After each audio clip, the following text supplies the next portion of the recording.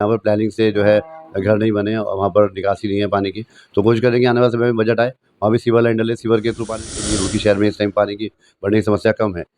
बाहरी जो क्षेत्रों में पानी बढ़ने की समस्या है, तो उनके लिए भी समाधान किया जा रहा है और बहुत जल्दी मास्टर प्लान एचआरडी द्वारा भी चिन्हित करे जाएँगे कि रोड कितनी चौड़ी होगी, कितना आप एनक्रोचमेंट नहीं कर सकते, नक्शे जो आप पास कराएँगे उसमें कितना कंस्ट्रक्शन आप कर सकते हैं, पालन होगा तो ये समस्या का समाधान होगा और बहुत जल्दी मास्टर प्लान जो है मैं समझता हूँ कि 1 महीने में लागू को दरकिनार करके कांग्रेस ने केवल और केवल अपनी महत्वाकांक्षा राजनीति महत्वाकांक्षा के लिए सदन को नहीं चलने दिया और प्रॉपर्टी को भी नुकसान पहुँचाया, समय की बर्बादी भी करी और इतनी दूर जाकर जो सब लोग आए थे वो इतना जो खर्चा हुआ उसके ऊपर मैं समझता हूँ कि सभी उन्होंने पानी फेरने का। जी माननीय अध्यक्ष जी, राज्य में अनेकों औद्योगिक इकाइयों को केंद्र सरकार द्वारा पूर्व में आपात घोषित इकाइयों को राज्य सरकार के द्वारा सब्सिडी की श्रेणी में लाने तथा सब्सिडी का लाभ प्रदान करने के विषय में मैंने चीज़ों की सूचना दी है। आपको अवगत कराना है कि उत्तराखंड राज्य में अनेक औद्योगिक इकाइयाँ हैं जिनके संचालन और स्थापित होने से उत्तराखंड प्रदेश में विकास के नए आयाम स्थापित हुए हैं, परंतु किन्हीं कारणों के चलते कुछ औद्योगिक इकाइयों को केंद्र सरकार ने सब्सिडी हेतु आपात घोषित कर दिया है।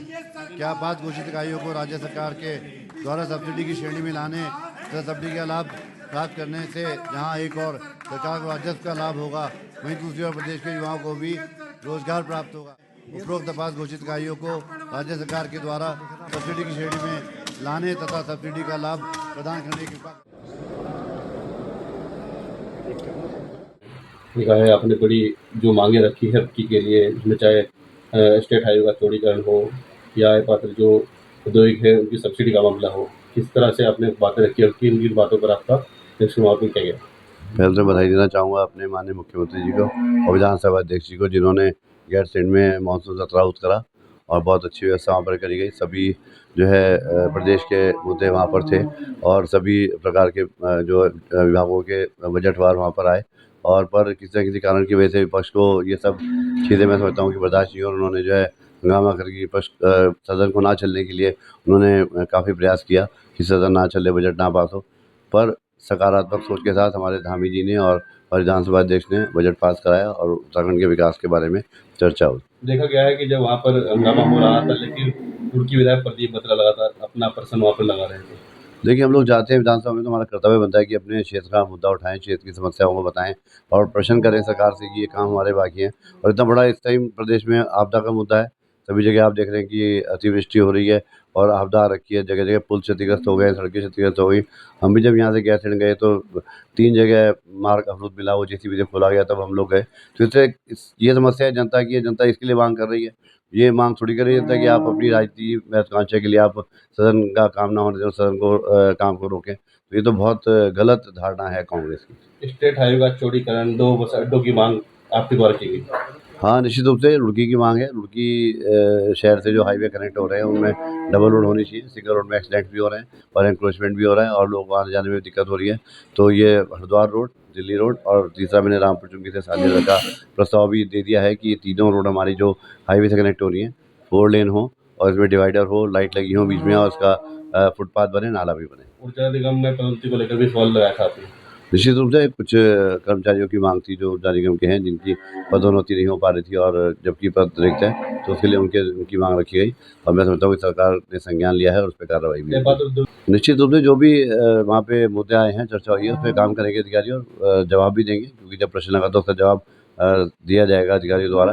तो वो भी एक महत्वपूर्ण मुद्दा है। जो हमारे उद्योग हैं वो लगातार काम कर रहे हैं और हमारे स्टेट का रेवेन्यू बढ़ा रहे हैं, तो हमें भी उनका ध्यान रखना चाहिए। जो उनकी सब्सिडी थी वो लैप्स हो गई तो उनको दोबारा जो है सब्सिडी दी जाए और उनको दोबारा सूची बनाई जाए। इस बार कुछ लिखते हैं। देखिए, लोकतंत्र का मंदिर है विधानसभा और विधानसभा में जाने का लोग चुन के भेजते हैं जनप्रतिनिधि, तो इसीलिए भेजते हैं कि हम लोग वहाँ जाकर अपने क्षेत्र की, अपने विकास की और जनता के लिए बात करें, हमारे जो क्षेत्र में समस्या है उनके बारे में अवगत कराएं और जो प्रदेश में जो इस टाइम आपदा आ रखी है उसके बारे में चर्चा करें। पर इन सब मुद्दों को दरकिनार करके कांग्रेस ने केवल और केवल अपनी महत्वाकांक्षा राजनीति महत्वाकांक्षा के लिए सदन को नहीं चलने दिया और प्रॉपर्टी को भी नुकसान पहुँचाया, समय की बर्बादी भी करी और इतनी दूर जाकर जो सब लोग आए थे वो इतना जो खर्चा हुआ उसके ऊपर मैं समझता हूँ कि सभी उन्होंने पानी फेरने का काम किया है। रुड़की शहर लगातार बड़ा हो रहा है और मैं समझता हूँ शहरीकरण लगातार चारों तरफ जो एरिया है नए एरिया बढ़ रहे हैं। हम लोग लगातार प्रयास करते हैं। रुड़की में नालों का निर्माण काफ़ी हुआ है और चल भी रहा है। हमारे निकासी सुराज नदी में है, वहाँ भी इस टाइम दिक्कत है, पानी बहुत आ रखा है, वहाँ पैचिंग कार्य भी हमारे द्वारा किया गया था। तो लगातार शहर क्षेत्र में सीवर का काम भी हुआ है और ड्रेनेज का भी प्लान बना, ड्रेनेज के प्लान के तहत काम किया गया। मुझे समझता हूँ कि जो आउटर एरियाज़ हैं उनमें दिक्कत ज़्यादा है, जहाँ पर प्लानिंग से जो है घर नहीं बने और वहाँ पर निकासी नहीं है पानी की। तो कोशिश करेंगे आने वाले समय में बजट आए, वहाँ भी सीवर लाइन डले, सीवर के थ्रू पानी निकले। अगर लो लैंड एरिया है तो सीवर लाइन बिछाकर पानी पंप स्टेशन से पंप करके और सीवर ट्रीटमेंट प्लांट में जाए। जैसे कि रुड़की शहर में इस टाइम पानी की बढ़ने की समस्या कम है।